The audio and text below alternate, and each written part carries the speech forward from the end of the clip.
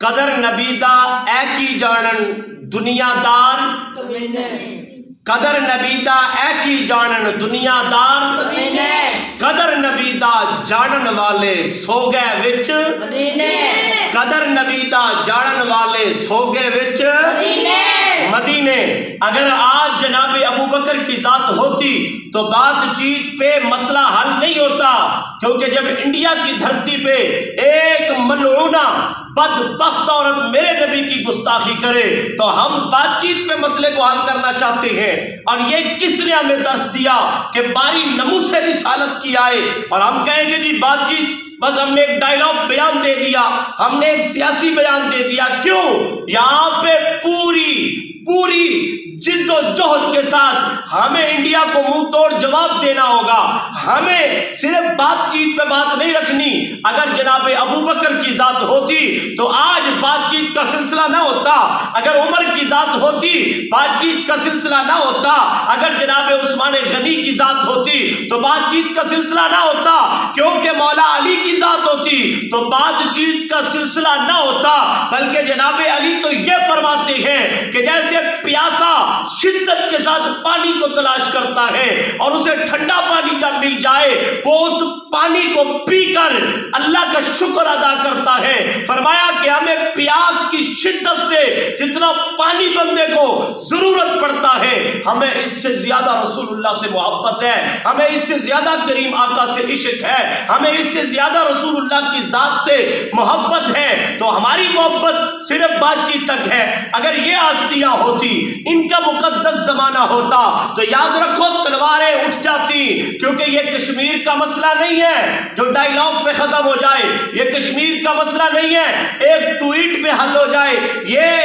کشمیر کا مسئلہ نہیں ہے جو ہم نے بچپن سے سنتے آ رہے ہیں جی کشمیر کشمیر کشمیر، اور آج تک کشمیر آزاد نہ ہو سکا۔ لیکن یہ بات کشمیر کی نہیں، بات ناموس رسالت کی ہے، بات میرے محبوب کی عزت کی ہے، بات میرے کریم آقا کی عزت کی ہے۔ جب رسول اللہ کی عزت کی بات آ جائے پھر سمجھوتا نہیں، پھر ایک ہی ہماری بات ہے کہ من سب نبیًا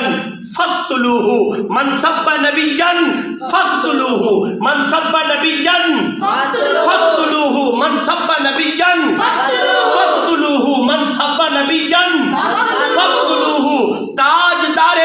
ختم نبوت زندہ باد، زندہ باد، تاجدار ختم نبوت زندہ باد، تاجدار ختم نبوت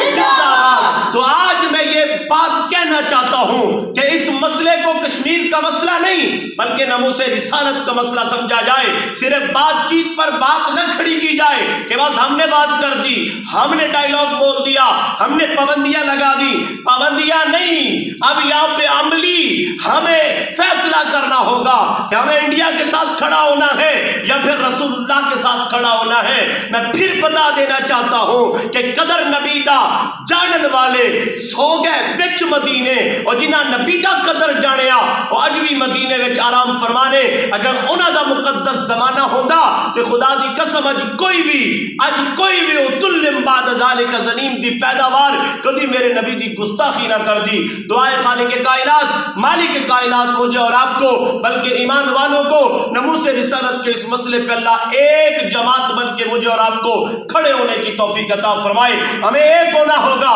جب ہم ایک ہو جائیں گے تو پھر کسی میں اتنی جرت نہیں کہ وہ ہمارے نبی کی گستاخی کرے۔ اس لائنہ پہ لاکھوں اربوں کھربوں لانتے ہوں جس نے میرے نبی کی گستاخی کی، اس کا منہ جل جائے، راکھ ہو جائے، راتوں رات جل جائے، کیونکہ اس نے کس کی گستاخی کی؟ اور جس کی شان میں میرے رب کا قرآن کہتا ہے وما ارسلناک الا رحمۃ للعالمین، جس کی شان میں اللہ کا قرآن کہتا ہے ورفعنا لک ذکرک، اور جس کی شان میں اللہ کا قرآن کہتا ہے انا اعطیناک الکوثر، اور جس کی شان میں رب کا قرآن کہتا ہے سبحان الذی اسری بعبدہ لیلا من المسجد الحرام الی المسجد الاقصى الذی بارکنا حولہ لنریہ من آیاتنا انہ هو السمیع البصیر۔ دعائے خالق کائنات ہمیں ناموس رسالت کے مسئلے پہ ایک ہونے کی اللہ توفیق عطا فرمائے، آمین۔ وما علینا الا البلاغ۔